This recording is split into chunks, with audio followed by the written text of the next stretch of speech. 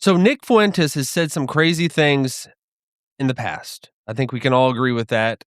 But what really stood out to me was what he said recently, and on the surface, it might not sound that crazy to you. But he said, pray for Iran.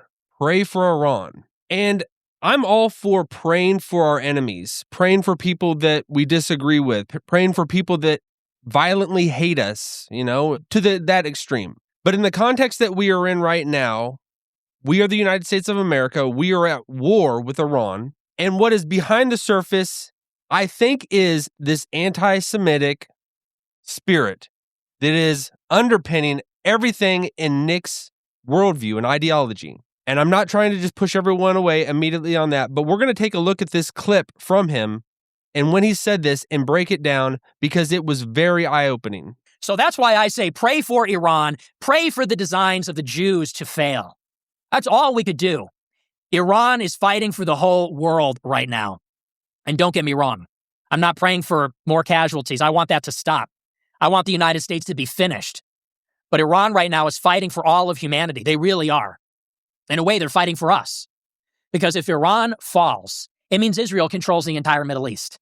And the power that Iran exercises over the Strait, over the Red Sea, that's what Israel wants. That's what Israel's playing for. They want that power over our government. They want that power over the Gulf. They want that power over all the trade, all the commerce, all the supply chains, everything that goes through the Middle East. They want all of it. And never forget, they are a nuclear-armed intelligence superpower with a fifth column in the United States, Europe, Russia. Increasingly, they're spreading their tentacles even into Asia. If Iran can't shut them down, nobody can. Trump can't or won't. The United States can't, Russia can't, Europe can't. It is literally Iran, a country that has turned itself into a fortress for this eventuality. They're fighting for all of us. Iran is fighting for all the Goyim. Make no mistake about it. If we, the United States, were challenging Israel the way Iran is, they would be murdering us too. Whatever you think about that, Nick's worldview, his idea about this is he sees Iran as kind of the barrier between Israel and the United States, Israel and the rest of the world. What is pushing him to do this, that I've thought about this a lot, it's nothing other than Satan. It's nothing, and it's not because Israel as a nation, is perfect at all, but it's what they represent. And Satan always wants to destroy Jewish people. He always wants to somehow have the upper hand over them. And Israel they are the nation that represents the Jewish people. And I know a lot of people that are even Jews don't accept that. But in our time in history, that is what it is. However they are founded, they were founded. They were reconstituted as a nation. And so many people that are I think I go to Candace Owens, that she's so obsessed with Erica Kirk and getting down to the bottom of Charlie Kirk's assassination because she wants to pin it on Israel. Everything behind all that we see in front of us is always Israel is the boogeyman, and we want to make them the scapegoat. And this is where history goes. Eventually goes to Israel being the scapegoat, that all nations are going to be pointed at them and want to kill them. So Nick, what he's doing, he's perfectly representing this cooker-cut ideology and theology that it comes from the demonic realm. Satan is the one who is underlying all of this, that he might be doing it from his motives. I think everybody is doing things from their own pure motives, in their own heart, because we have the outlook that we're seeing everything, and we're trying to fit it as closely as possible within that narrative. But I think when you get to the point where you get captured by this narrative and ideology, that you're no longer able to be captured by what is true, what is truth. When you throw everything, you try to throw all shackles off, and I'm using shackles just metaphorically, because you think that these shackles are holding you to loving Israel or whatever you fit in the blank. Satan wants you to throw everything to the wind because he wants you to be caught into what is a lie.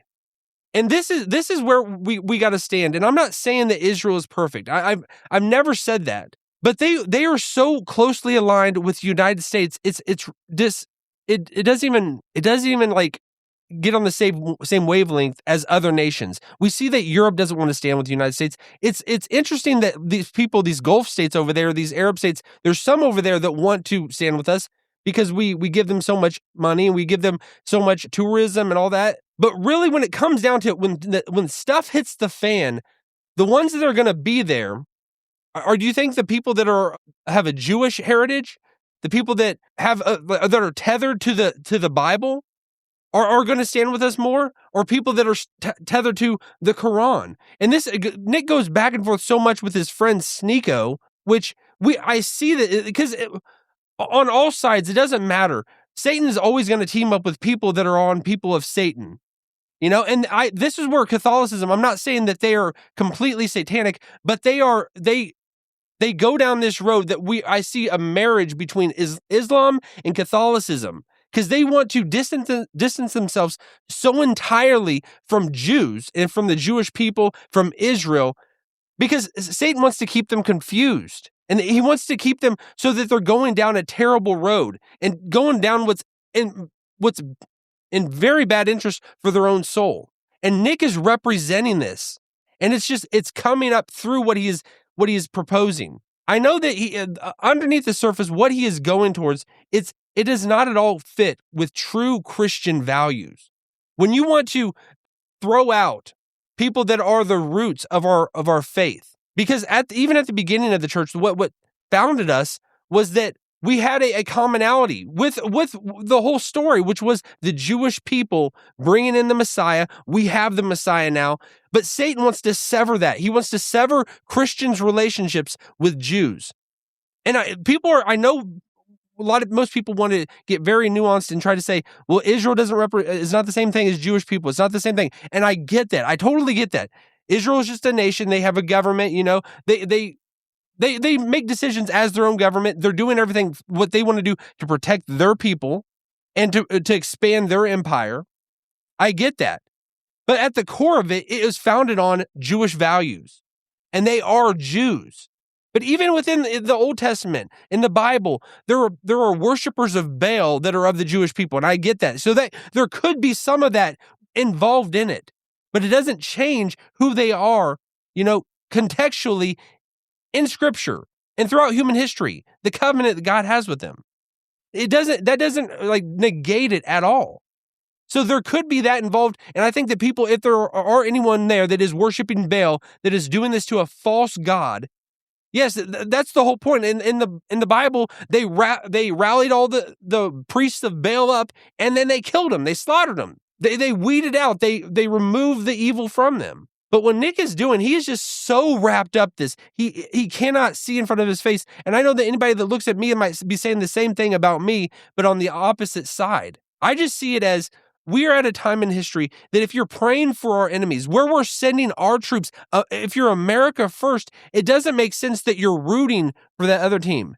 And it's easy to get so caught up into teams, countries, so adhere to my nation. I know overall, God's people is from all nations. That will be sorted out in the end. But at this time in history, we are still, if you're American, you're American. So it's like, are you going to be rooting for or wanting the other side to win? That was just so exposing of who Nick is, of him saying this, because it's not about America first. It's not about our interests.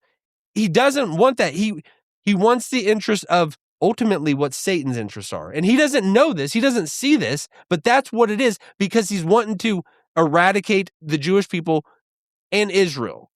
And Satan wants to eradicate the Jewish people and Israel. And I'm not trying to just make it oversimplified, but at the end of the day, you have to call things how they are.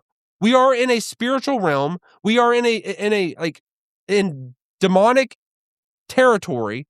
We are being controlled, and Satan has the upper hand in this world right now. He makes it go in whichever.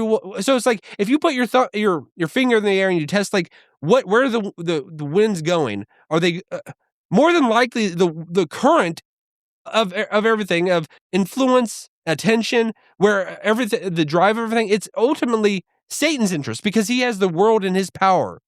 And everything goes according to his sway. I wanted to close it out with, because this will give some perspective. This is from the book of Joshua. And this is when Joshua, as he's getting ready to go into the promised land, that he meets this mysterious figure who is find out is the commander of the Lord's army. And he asks, Joshua says, "Are you for us or against us?" And the response of the commander of the Lord's army is very interesting. Joshua 5:13, when Joshua was by Jericho, he lifted his eyes and looked, and behold, a man was standing before him with his drawn sword in his hand. And Joshua went to him and said to him, "Are you for us or for our adversaries?" And he said, "No, but I am the commander of the Lord. I am the commander of the army of the Lord. Now I have come." And Joshua fell on his face to the earth and worshipped and said to him, "What does my Lord say to his servant?" And the commander of the Lord's army said to Joshua, "Take off your sandals from your feet, for the place where you are standing is holy." And Joshua did so. If we want to really step back, I would say we would lean into, like, we want to pray for our own people, pray for our enemies. So I'm not upset with Nick about that, but it's just a symptom of what's going on in his mind that he doesn't want to recognize. That he so blatantly sees Israel and the Jewish people as evil, because who sees them as evil in the Bible? Who wants to destroy the woman, in Revelation, the woman of the child that brought the child into the world, which that child, that prophesied child, was Jesus. Who wants to destroy the woman of the child that bore her into the world? Obviously, it's not God. Satan is the one who persecutes and goes after her and wants to destroy her and chases her around, and all the nations of the world turn their gaze to her and want to destroy her and kill her. So I got to call things out as I see them, and this was very just a exposing event, a revelation of who Nick is and what he's doing, because a lot of people are going down this route and they're wanting to say that Israel is evil, when if you just take a step back, who calls Israel evil? It's the evil powers. It's not the good powers. It's not God. So I had to go into this. Let me know what you think. What if you are for what Nick said? Let me know. Drop a comment, and I'd love to hear it. Have a good day.